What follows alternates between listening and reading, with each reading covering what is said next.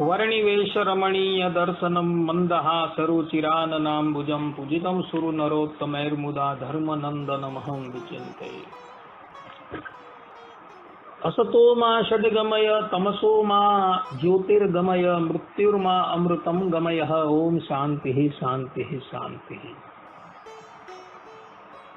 આજની જ્ઞાન સભાની અંદર બધા જ ભગવદ ભક્તોનું પ્રેમપૂર્વક સ્વાગત છે। બધા જ ભગવદ ભક્તોને વેદાંતાચાર્ય, પુરાણ ઇતિહાસાચાર્ય અને ફિલોસોફી શાસ્ત્રી રાકેશભાઈના હિતપૂર્વક જય સ્વામિનારાયણ। ગયા વખતની જ્ઞાન સભાની અંદર આપણે બધા શરણાગતિ વિશે વાત કરતા હતા। હાલની અંદર કેટલાક જ્ઞાન માર્ગના ઉપાસકો એવું કહેતા ફરે છે કે આ શરણાગતિનો માર્ગ જે છે એ વૈદિક નથી પરંતુ આધુનિક છે।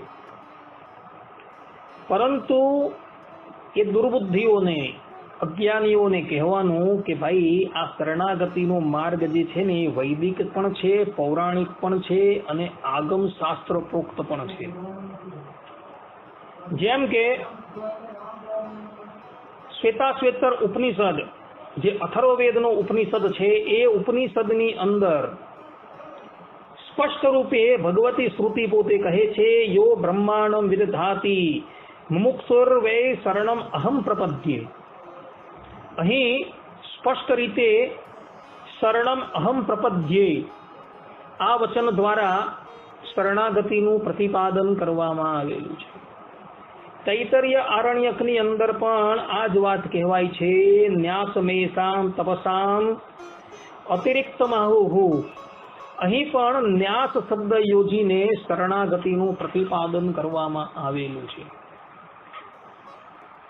આ ઉપરાંત ઇતિહાસ અને પુરાણ જે છાંદોગ્ય ઉપનિષદ પ્રમાણે પાંચમો વેદ કહેવાય છે। પુરાણમ પંચમમ વેદાનામ વેદ। એ છાંદોગ્ય ઉપનિષદની અંદર જેને પાંચમો વેદ કહેવામાં આવેલો છે એવા ભારતની અંદર આવેલી ગીતાની અંદર ભગવાન શ્રી કૃષ્ણ સ્વમુખે પોતે કહે છે સર્વધર્માન પરિત્યજ્ય મામેકમ શરણમ વ્રજ અહં ત્વામ સર્વ પાપેભ્યો મોક્ષયિષ્યામિ મા શુચઃ। આ પ્રમાણે ભારતની અંદર પણ શરણાગતિનું પ્રતિપાદન કરવામાં આવેલું છે। શ્રીમદ ભાગવતની અંદર પણ ભગવાન વેદવ્યાસજી સ્પષ્ટ રૂપે પોતે કહી રહ્યા છે મામ મેકમેવ શરણમ આત્માનમ સર્વદેહિનામ।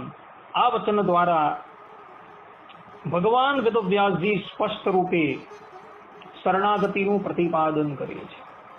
પંચરાત્ર શાસ્ત્રની અંદર આવેલી વિશ્વક્સેન સંહિતાની અંદર પણ ભગવાન શ્રીમદ નારાયણે સ્વમુખે શરણાગતિનું પ્રતિપાદન કરેલું છે। સર્વ ધર્માન સર્વ કામાન અહિક આમોસ્મિકાનપી સંત્યજ્ય વિધિનામ નિત્યમ ષડવિધામ શરણાગતિમ। આ વચન દ્વારા ભગવાન શ્રીમદ નારાયણે સ્વમુખે શરણાગતિનું પ્રતિપાદન કરેલું છે। એટલે જે લોકો એમ કહે છે કે શરણાગતિ માર્ગ જે છે એ આધુનિક છે એ લોકોના બધા જ વચન જે છે એ નિર્મૂળ થઈ જાય છે। એ લોકોની શંકા જે છે એ નિર્મૂળ થઈ જાય છે। કારણ કે મહાભારત, પંચરાત્ર, આ ઉપરાંત શ્રીમદ ભાગવત અને વેદ સ્વમુખે શરણાગતિનું પ્રતિપાદન કરી રહ્યા છે। કહેવાનું તાત્પર્ય એ છે કે શરણાગતિ માર્ગ જે છે કોઈ કપોળ કલ્પિત નથી પરંતુ એ અનાદિનો છે। તો કેટલાક લોકોને શંકા થાય કે રામાનુજ પ્રભુતિ આચાર્યોએ બ્રહ્મસૂત્રની અંદર શરણાગતિનું પ્રતિપાદન કેમ નથી કર્યું? તો એનો પણ ઉત્તર રામાનુજ સંપ્રદાયના વિદ્વાનોએ આપેલું છે કે તે વખતે માયાવાદી એટલે કે અદ્વૈતીઓની પ્રબળતા હતી અને તેઓ જ્ઞાન માર્ગના ઉપાસક હતા અને શરણાગતિ માર્ગ જે છે એ અત્યંત લઘુ છે, સરળ છે અને જ્ઞાન માર્ગ જે છે એ અત્યંત ગુરુ છે। તો એવા આસુરી તત્વો જે છે એ લોકો આ શરણાગતિની અંદર શરણાગતિના માર્ગમાં પ્રવેશ ન પામે એટલે માટે આચાર્યોએ આ માર્ગને ગુપ્ત રાખેલું છે.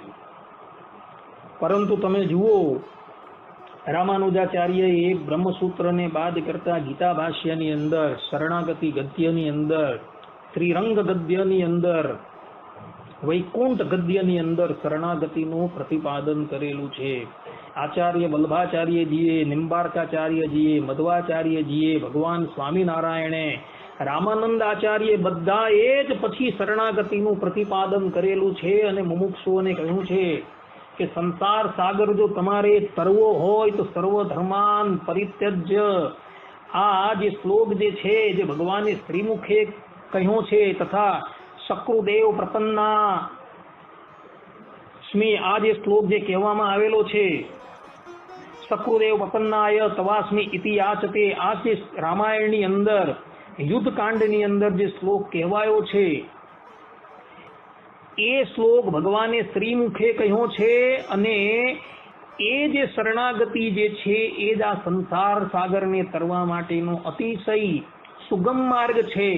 માટે ભક્તોએ આ જ્ઞાન માર્ગની અંદર, કર્મ માર્ગની અંદર અને ભક્તિ માર્ગના ચપેડામાં ન પડવું અને સીધા જ આ સરળ માર્ગ એવા શરણાગતિની અંદર જોડાઈ જવું અને શરણાગતિ પ્રાપ્ત કરીને ભગવાન જે પ્રમાણે દિશા નિર્દેશ કરે તે પ્રમાણે કર્મ માર્ગનું, જ્ઞાન માર્ગનું અને ભક્તિ માર્ગનું આચરણ કરવું. પરંતુ સ્વતંત્ર રીતે ક્યારેય પણ કર્મ માર્ગનું, જ્ઞાન માર્ગનું કે ભક્તિ માર્ગનું આચરણ ન કરવું. ભગવાનના શરણાપન્ન થઈને પછી કર્મયોગ છે, જ્ઞાન યોગ છે અને ભક્તિ યોગ છે તેનું આચરણ કરવું. અને આ જ સિદ્ધાંત જે છે એ વિશિષ્ટાદ્વૈતીઓએ અપનાવેલો છે. અને આ જ વાતનું સમર્થન ભગવત પ્રસાદજી મહારાજે શ્રીમદ ભાગવતની ભક્તરંજની ટીકાની અંદર સમર્થન કરેલી છે. માટે શરણાગતિ જે છે એ અતિશય સુગમ માર્ગ છે, નિષ્કંટક મુક્તિ માર્ગ છે. માટે એ શરણાગતિ જ અપનાવવી એ જ સિદ્ધાંત વાત છે.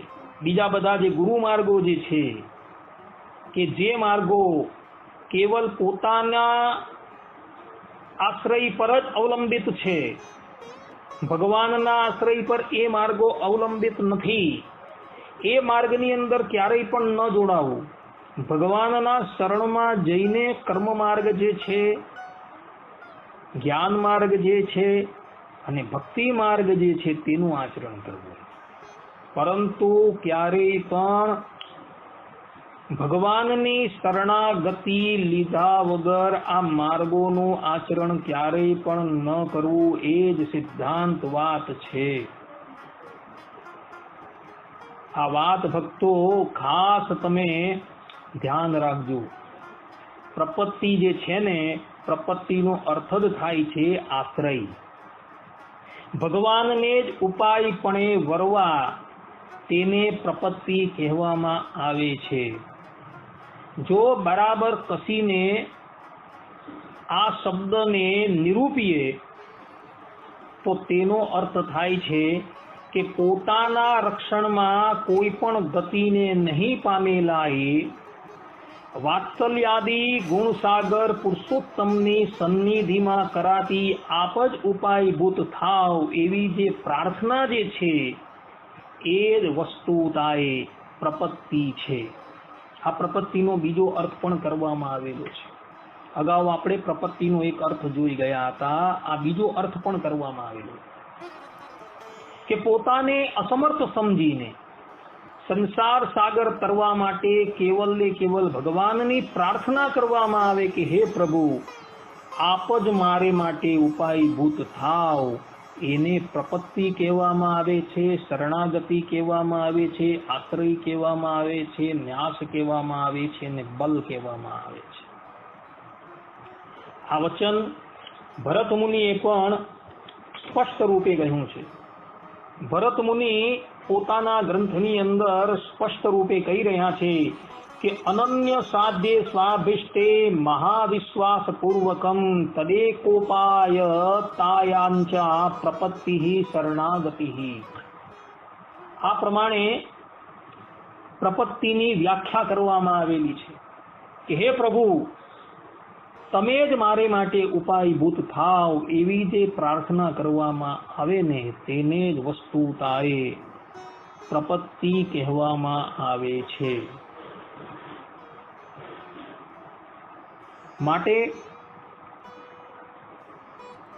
દરેક વ્યક્તિએ ભગવાનના શરણાપન્ન થઈને ભગવાનની પ્રાર્થના કરવી, આ જ એને માટે પ્રપત્તિ છે. એક વખત પ્રાર્થના કરી અને પછી વિરામ પામી જાઓ એવું નથી ભક્તો. ભગવાનને નિરંતર પ્રાર્થના કરતા જ રહેવું કે હું અકિંચન છું, અનન્ય ગતિ છું. અકિંચન એટલે કે મારી પાસે નથી કર્મયોગ, નથી જ્ઞાન યોગ કે નથી ભક્તિ યોગ, કોઈ વસ્તુ નથી. હું અકિંચન છું, અનન્ય ગતિ છું. તમારા સિવાય મારી બીજી કોઈ ગતિ જ નથી. માટે તમારી પ્રાપ્તિ માટે કૃપા કરીને તમે જ ઉપાયભૂત થઈ જાઓ. આ પ્રમાણે જે ભગવાનની પ્રાર્થના કરવીને એને જ પ્રપત્તિ કહેવામાં આવે છે ભક્તો. આવી આ શરણાગતિ જે છે ને એ પણ પાછી 6 પ્રકારની કીધેલી છે. આમ જોવા જાય તો શરણાગતિની અંદર મુખ્ય જે છે એ આત્મનિક્ષેપ છે, એ અંગી છે, અને બીજા જે 5 જે છે એ એના અંગ છે. જેમ કે અહિર બુધન્ય સંહિતાની અંદર આ 6 પ્રકારની શરણાગતિનું વર્ણન કરતા કહેવામાં આવેલું છે કે આનુકૂલ્યસ્ય સંકલ્પ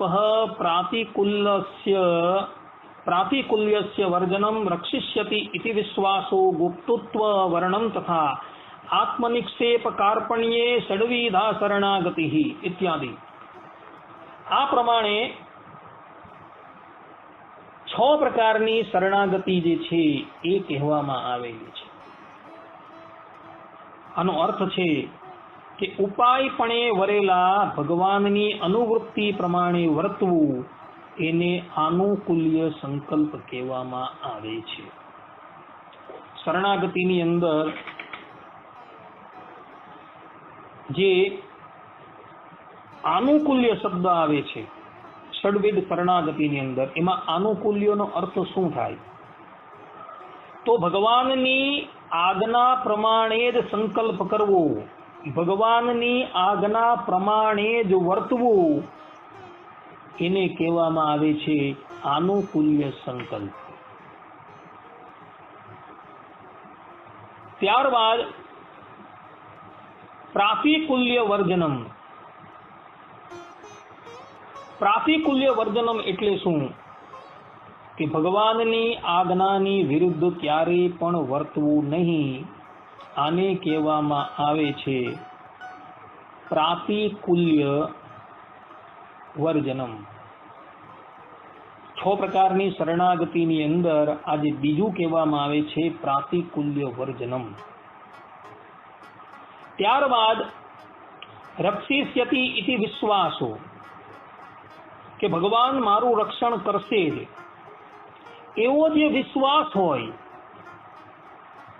એને શરણાગતિનું ત્રીજું લક્ષણ કહેવામાં આવે છે. કે ભગવાન મારું આ ભવાટવી થકી રક્ષણ કરશે જ એવો જે વિશ્વાસ હોય, એવો જે મહાવિશ્વાસ હોય, એ શરણાગતિનું ત્રીજું લક્ષણ છે ભક્તો. જેમ પ્રહલાદજીને મહાવિશ્વાસ હતો, એવો જે મહાવિશ્વાસ હોય, તથા સુરતના હરિભક્ત ભાણા ભગતને હતો કે જેની કરણી જે છે એ અતિશય શાસ્ત્રો વિરુદ્ધ હતી, પરંતુ એને ભગવાન શ્રી હરિનો વિશ્વાસ હતો. એને ભગવાનના એ વચન પર વિશ્વાસ હતો કે મારા પ્રભુ જે છે એ જીવાત્માની કરણી નથી જોતા. એ વચનની ઉપર એને વિશ્વાસ હતો અને વિશ્વાસને લઈને પરબ્રહ્મ પરમાત્મા ભગવાન સ્વામિનારાયણ એને અંતકાળે લેવા માટે આવે છે અને એની કરણી તરફ ધ્યાન નથી આપતા અને એને પોતાના ધામમાં લઈ જાય છે. આ બધું જ વર્ણન જે છે એ ભક્ત ચિંતામણીની અંદર કરવામાં આવેલું છે. તો પ્રહલાદજી અને ભાણા ભગતની જેમ જે વિશ્વાસ કેળવવો એ શરણાગતિનું તૃતીય લક્ષણ છે. ત્યારબાદ ચતુર્થ લક્ષણ છે ગોપ્તૃત્વ વર્ણમ.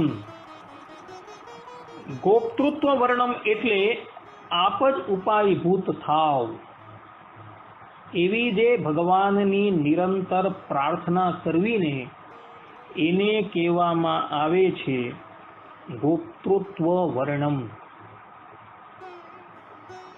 આ પ્રમાણે શરણાગતિનું ચતુર્થ લક્ષણ જે છે એ કરવામાં આવેલું છે. પંચમ લક્ષણ છે કાર્પણ્ય એટલે કે દીનપણું. શરણાગત ભગવત ભક્ત છે એ પોતાને દીન સમજે, પોતાને અસમર્થ સમજે. પોતાના સાધનનો કોઈ પણ વિશ્વાસ એને હોય જ નહીં. કેવલ ને કેવલ ઈશ્વરની કૃપા પર જ એ નિર્ભર રહેતો હોય છે. અતિશય એની અંદર દીનપણું હોય, અસમર્થપણું હોય, પોતાને અસમર્થ માનતો હોય. તો એવું જે અસમર્થપણું જે છે ને એ શરણાગતિનું પાંચમું લક્ષણ છે કાર્પણ્ય. અને છઠ્ઠું અને મહત્વનું લક્ષણ જેને અંગી લક્ષણ કહેવામાં આવે છે. અગાળના 5 લક્ષણો કહ્યા તે તો અંગ છે અને છઠ્ઠું લક્ષણ જે છે અંગી જેને કહેવામાં આવે છે કે આત્મનિક્ષેપ. કે પોતાનો આત્મા, પોતાનો દેહ, પોતાનો પરિવાર, પોતાની પાસે જે પણ કોઈક વસ્તુ છે એ બધી જ બલિરાજાની જેમ ભગવાન શ્રી કૃષ્ણના ચરણની અંદર નિવેદિત કરી દેવી. એને કહેવામાં આવે છે આત્મનિક્ષેપ. બધું જ ભગવાનને નિવેદિત કરી દેવું બલિરાજાની જેમ, અમરીશ રાજાની જેમ, અને કેવલ ને કેવલ ભગવાનના ચાકર થઈને રહેવું. આને કહેવામાં આવે છે આત્મનિક્ષેપ. આ પ્રમાણે શાસ્ત્રોની અંદર 6 પ્રકારની શરણાગતિ જે છે એ વર્ણન કરવામાં આવેલી છે. શરણાગતિ 6 પ્રકારની નથી. શરણાગતિ તો હંમેશા એક જ પ્રકારની છે, પરંતુ એની અંદર અંગાંગી ભાવ છે. જેમ આનુકૂલ્ય વર્તવું, પ્રાતિકૂલ્ય ન વર્તવું, મહાવિશ્વાસ, ગોપ્તૃત્વ વર્ણમ અને કાર્પણ્ય, આ જે 5 જે છે એ અંગ છે. અને આત્મનિક્ષેપ છે એ અંગી છે. અંગીથી અંગ ક્યારે પણ પૃથક ન હોઈ શકે. એટલે કોઈ વ્યક્તિ એમ કહેતો હોય કે ભાઈ મેં તો આત્મનિક્ષેપ કરેલો છે, તો એની સાથે એ 5 બાકીના અંગો પણ જાણી લેવા. આને કહેવામાં આવે છે અંગાંગી ભાવ. એટલે શરણાગતિ જે છે એ 6 પ્રકારની છે, પરંતુ 6 પ્રકારની હોવા છતાં એક જ પ્રકારની છે. એટલે પોતાનું તન છે, મન છે, ધન છે, પોતાનો પરિવાર છે, બધું જ ભગવાન શ્રીમન નારાયણના ચરણની અંદર નિવેદિત કરી દેવું અને પોતે કેવલ ને કેવલ એના ચાકર છે એ ભાવે ભગવાનની આજ્ઞા પ્રમાણે વર્તવું ને આને જ કહેવામાં આવે છે શરણાગતિ. સાધક ક્યારે પણ સ્વતંત્ર ન હોય ને જે સ્વતંત્ર હોય તે સાધક ન કહેવાય. સાધક હંમેશા પરતંત્ર હોય છે. અને એ પરતંત્રપણું એને કેવલ ને કેવલ પરમાત્મા થકી જ હોય છે. કારણ કે ભગવાનની આજ્ઞા પ્રમાણે પોતાનું જીવન જે છે એ વિતાવતો હોય છે. ભગવાનના શરણાગત એ થઈ ગયા હોય છે અને ભગવાનની આજ્ઞા પ્રમાણે એ પોતે ઉપાસના કરતો હોય છે અને પોતાના જીવનનો નિર્વાહ કરતો હોય છે. માટે જે સાધક હોય એને અવશ્ય એટલું ધ્યાન રાખવું કે હું સાધક છું તો હું હંમેશા પરતંત્ર છું. મારે માટે મારા ભગવાન જે છે તેની જ આજ્ઞા ચાલે છે. હું સ્વતંત્ર ક્યારેય પણ નથી. અને જે સાધક પોતાને સ્વતંત્ર માનતો હોય ને એ સાધક નથી, એ ભગવાનનો શરણાગત નથી. એ પોતાના બાહુબલે આ સંસાર સાગરને તરવાનો પ્રયાસ કરતો હોય છે. માટે એ સાધક નથી ભક્તો. કારણ કે પોતાના બળથી જો એ સંસાર સાગરને તરવાનો પ્રયાસ કરે અથવા તો પરબ્રહ્મ પરમાત્માની પ્રાપ્તિનો પ્રયાસ કરે તો પરબ્રહ્મ પરમાત્માની એને પ્રાપ્તિ ક્યારે પણ થઈ નથી અને થવાની પણ નથી. કારણ કે ભગવાન પોતે જ કહે છે, દૈવી ઐશી ગુણમયી મમ માયા દુરત્યયા મામેવ યે પ્રપદ્યન્તે માયા મેતામ તરંતિયે. કે જે મારા શરણની અંદર આવે છે ને તે જ લોકો આ માયાને તરી શકે છે. મારા શરણમાં આવ્યા વગર એ માયા ક્યારે પણ તરાતી નથી એવું ભગવાન પોતાના શ્રીમુખે કહે છે. માટે જે સાધક સ્વતંત્ર હોય એ સાધક વસ્તુતાએ સાધક નથી અને જે સાધક પરતંત્ર છે એ પરતંત્ર રહેલો સાધક જ વસ્તુતાએ ભગવાનનો શરણાગત છે. કારણ કે એના માથા પર ભગવાનની આજ્ઞા છે અને એ ભગવાનની આજ્ઞા એ કરીને પોતાનું જીવન વ્યતીત કરતો છે. માટે વાસ્તવની અંદર એ જ સાધક છે. ને આવો જે શરણાગત જે છે એ ભગવાનના શરણાપન્ન થતા એના બધા જ પાપો જે છે એ બળીને ખાખ થઈ જાય છે.